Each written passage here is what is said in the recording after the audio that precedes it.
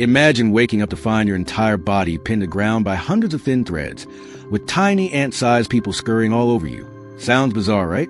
Well, this is exactly the surreal experience Lemuel Gulliver had to endure. In today's video, we're diving into the world-famous classic, Gulliver's Travels. This isn't just an adventure. It's a strange reflection of power, politics, and human ego. So, let's join Gulliver on his journey to that mysterious island, where he becomes a giant among tiny men. At the beginning of the movie, we meet a chubby, easygoing guy named Gulliver. He's someone who loves to stay in a chill mood, always cheerful and rocking a bit of a yo-yo style. After waking up and getting ready, he heads to his job at a newspaper company in America. One day, Gulliver interviews a new guy named Dan. Now, Gulliver is the head of the mailroom, but his interview questions are completely irrelevant to the job, like asking someone how to fly a plane when they only sign up to drive a bus. Amidst these weird questions, Gulliver finds out that Dan has already been hired by the company. Regardless, Gulliver shows him around the office. During the tour, we meet Darcy, the travel editor of the company. The moment Gulliver sees her, you can tell he's head over heels. He's had a crush on her for years, but never found the courage to speak up.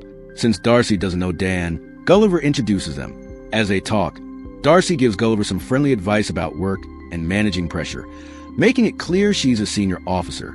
But Gulliver's mind is elsewhere. He's just wishing she could be his girlfriend. Dan quickly picks up on Gulliver's shy feeling for Darcy. Later, while Gulliver and Dan are taking the elevator down, Darcy joins them. Sensing an opportunity, Dan steps out early to give Gulliver some alone time with her. But Gulliver is such a hopeless case. Even with a chance right there, he can't utter a single word. Once Darcy leaves, he ends up frustrated with his own hesitation. A few days later, while Gulliver is jamming out with guitar in his cubicle, Dan drops by with some news. He's been promoted and is now Gulliver's boss. Gulliver is heartbroken. He's been with the company for 10 years without a single promotion. Dan tries to comfort him, pointing out that his shyness is exactly what's holding him back, both in his career and with Darcy. He tells Gulliver that unless he changes his attitude and stops being afraid, he'll never move forward in life. Hearing Dan's words, Gulliver feels deeply hurt. Lost in thought, he starts walking out of his cabin, only to notice Darcy still working late at her desk. Since the office is nearly empty, it's the perfect chance to talk to her. He steps into her cabin, but immediately freezes up again. To cover his nervousness, he randomly grabs a piece of paper to leave. Darcy stops him and asks, "What are you doing with that?" "That's for travel writers. Are you interested in traveling? Do you want to write for us?" Suddenly, Gulliver puts on an act as if he's a world-class explorer. He casually claims that traveling is second nature to him, bragging about visiting places like Mexico, New Zealand, Thailand, and the Maldives. Darcy is thrilled and tells him, "Great, why don't you write something about Mexico by tomorrow and let's see what you've got." Back at home, reality hits him. He hasn't traveled anywhere in his life. To impress Darcy, he's dug himself into a hole of lies.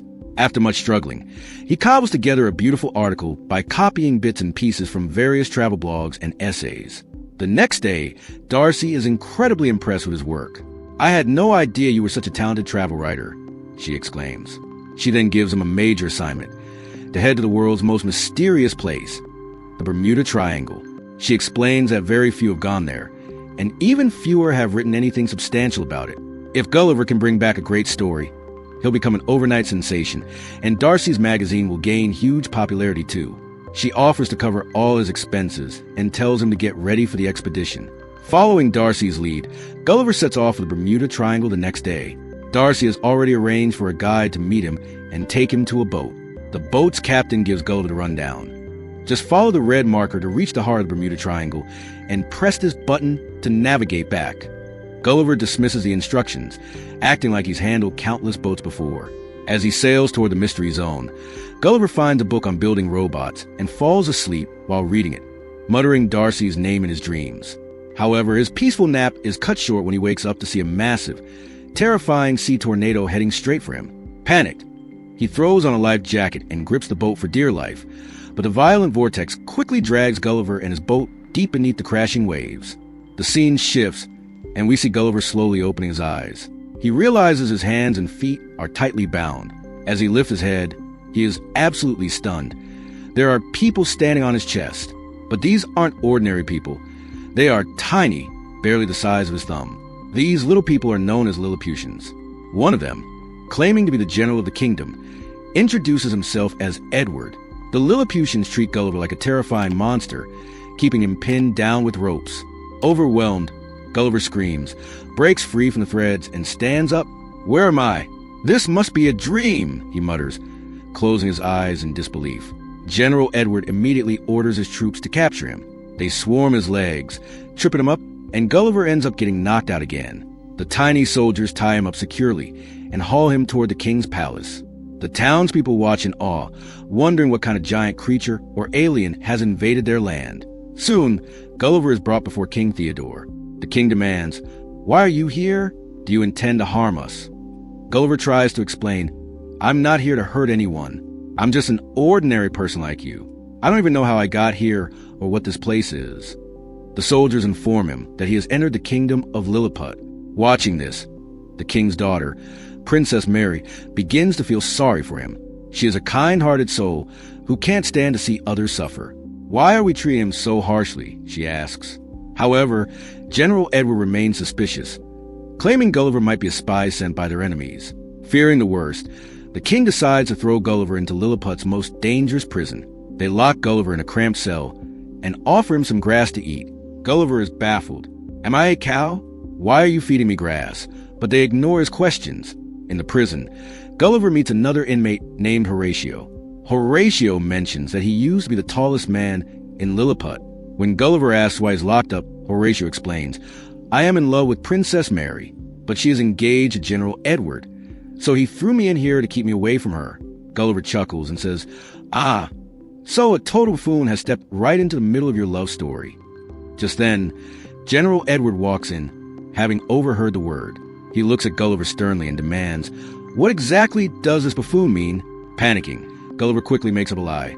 "Oh, buffoon is, the word for the most brilliant and intelligent person in the world." Flattered, the general breaks into a proud smile and says, "In that case, I am not just a buffoon, I am a massive buffoon." Anyway, moving on, the general forces Gulliver to plow the fields like an ox while he sits back and enjoys the show. Horatio stands nearby, heartbroken to see Gulliver treated this way. Suddenly, the kingdom of Lilliput comes under attack. Soldiers from a rival kingdom invade, setting the palace on fire and attempting to kidnap the princess. Hearing the alarm bells, the general rushes off to the scene. Horatio urges Gulliver, "They need your help. Go save the princess." He quickly unties Gulliver's restraints. Gulliver makes a grand hero-style entry, picking up the tiny enemies one by one and tossing them into the ocean, successfully rescuing Princess Mary. However, the palace is still engulfed in flames, and people are running in panic. The king and his minister are trapped inside the fire. Horatio begs Gulliver to find a way to put out the fire. Gulliver comes up with a, let's say, unique solution. He unzips his pants and literally pees all over the palace. The flood puts out the fire instantly, saving the king and his minister. The general arrives and is furious, shouting, "How dare you urinate on the king?" But Gulliver doesn't miss a chance to, accidentally, let a few drops fall on the general's head too.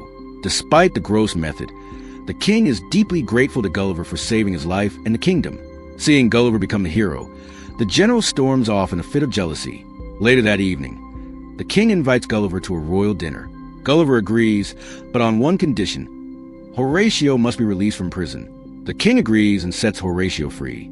During dinner with the royal family, the general, and Horatio, the king asks Gulliver where he's from. "I'm from New York, America," Gulliver replies. The Lilliputians, impressed by his size and stories, start believing he is the king of America. Enjoying the newfound respect, Gulliver plays along, saying, "Yes, I'm the king of America." This makes the general even more resentful. He spitefully remarks, "We'll find your boat soon so you can leave." The next day, the king has a massive house built specifically for Gulliver, complete with a staff of servants. Later, we see Horatio and Gulliver talking. Horatio is depressed because he loves the princess, but doesn't know how to win her heart.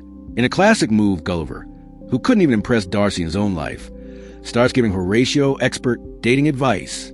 Following Gulliver's tips, Horatio manages to charm Princess Mary. She's clearly impressed, and an overjoyed Horatio thanks Gulliver before skipping away in happiness. In the next scene, the general approaches Gulliver and says, "We found your boat. Now, please, go back to your country." Ever since Gulliver arrived, The general has lost his importance, and he can't stand Gulliver's presence anymore. Gulliver is thrilled to see his boat, and even finds his iPhone.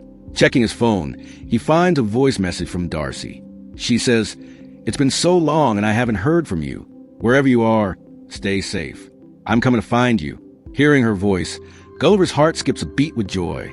Meanwhile, an agitated General Edward goes to the king and complains, "Feeding this giant is costing us a fortune. We must kick him out of the kingdom." But the king is having none of it. Instead, fed up with Edward's arrogance, the king strips him of his rank and appoints Gulliver as a new general. This completely blows Edward's mind. In a fit of revenge, he shuts down Lilliput's entire defense system, leaving the kingdom vulnerable to enemy attacks. All just to teach Gulliver a lesson. With the defenses down, the enemy begins their invasion. Horatio rushes to inform Gulliver, who immediately heads to the king. The king pleads, "You must protect this kingdom at all costs." Gulliver steps out to face the enemy fleet. Hoping to avoid a real fight, he tries to cut a deal with the invaders. "Look, I don't want to hurt you. I'll just splash around and pretend to attack, and you guys use that chance to retreat." Gulliver starts thrashing in the water to create a scene, but the enemies aren't buying it. They start firing cannons at him. To everyone's surprise, the tiny cannonballs don't even scratch him. They bounce off his belly like rubber and hit the enemy ships instead. Realizing the power of his own physique, Gulliver goes full hero mode. He grabs the ropes of the entire fleet and pulls them out into the deep ocean, single-handedly saving Lilliput. After this victory, Gulliver is treated like royalty. He lives in absolute luxury. Armies of people are dedicated just to cutting his hair and giving him body massages. He even starts remodeling Lilliput to look like New York's Times Square. Watching all this, Edward is so consumed by jealousy that he practically pulls his own hair out. He defects to the enemy kingdom, determined to find a way to kill Gulliver. When the enemy king asks how they can possibly defeat such a giant, Edward reveals his secret weapon, the book on building robots that Gulliver had been reading on his boat. Edward had found it while searching for the boat, and it contained detailed blueprints. One day, Edward shows up in front of Gulliver with a massive robot he built and challenges him to a duel. "If you lose, you leave Lilliput forever," Edward declares. Thinking he can kick the robot away easily, Gulliver accepts the challenge. But as the fight begins, Gulliver realizes he's in trouble. The machine is a powerhouse. He can't even budge it. Terrified, Gulliver tries to run, but the robot gives him a brutal beatdown. Defeated and humbled, Gulliver finally confesses the truth to everyone. "Everything I said was a lie. I'm not the king of America. I'm just an ordinary guy from the mailroom." The Lilliputians are heartbroken by the revelation. General Edward then ties up Gulliver and sets him adrift at sea. After floating for a while, Gulliver finally reaches ashore. At first, he thinks he's back home, but he's in for a bigger shock. He has landed on an island where he is the tiny one. Everyone there is 100 times larger than him. Before he can react, a giant little girl picks him up to keep him as her living toy. That little giant girl starts treating Gulliver like a living doll. She dresses him in doll clothes, forces him to eat tiny treats, changes his diapers, and even stages a mock wedding between him and her other toys. Meanwhile, back in Lilliput, Darcy actually arrives in search of Gulliver, but she gets captured just like he was. Seeing this, Horatio braved the ocean to find Gulliver and finally tracks him down. Horatio delivers the urgent news. "Darcy is in Lilliput looking for you, but General Edward has imprisoned her along with our king and queen. You're the only one who can save them." Motivated by love, Gulliver escapes the giant girl's house and rushes back to Lilliput. When he stands before Darcy, the king remarks, "Look, your princess has arrived." A confused Darcy asks, "Why are they calling me your princess?" Thinking quickly, Gulliver bluffs, "Oh, here they just call every guy a prince and every girl a princess." The queen then chimes in, "If you two want to share a private moment of love, we are ready to cover our eyes and ears." Darcy isn't buying it. "Don't play games with me. Gulliver, what's the truth?" Finally, cornered by the situation, Gulliver confesses his feelings for the first time. He admits, "I told everyone here that you're my girlfriend." Darcy gives a small, shy smile and asks, "Is there any way out of this place?" Gulliver replies, "First, I have to save this kingdom," and proceeds to break the king and queen out of prison. The next day, General Edward finds out Gulliver is back and prepares for a final showdown. They face off in front of the entire kingdom. Just like before, Gulliver struggles against a massive robot, and Edward starts gaining the upper hand, even blasting Gulliver with electric shocks. Seeing his friend in pain, Horatio can't stay quiet anymore. He manages to sneak inside the robot's mechanical frame and cuts the internal wiring. As the robot systems fail, Gulliver seizes the opportunity to dismantle the machine and finally defeats the general. The crowd erupts in joy, witnessing Horatio's bravery. The king finally accepts the relationship between him and Princess Mary. However, in a last desperate move, the general grabs the princess at sword point. But Princess Mary shows her own strength. She levels the general with a single punch, sending him hitting the ground. Everyone cheers for her courage. Seeing everything settle, Darcy finally accepts Gulliver's love. Just as a new conflict starts brewing between the two rival Lilliputian kings, Gulliver steps in. "Your Majesties, war is useless. Why not work together to make Lilliput great?" He ends the tension by leading everyone in a celebratory dance. After the festivities, it's time to say goodbye. Horatio gets emotional, losing his best friend, as Gulliver and Darcy set sail for home. Back in New York, both Gulliver and Darcy receive major promotions for their incredible report on the Bermuda Triangle. They are finally happy, successful, and together, and on that high note, the movie ends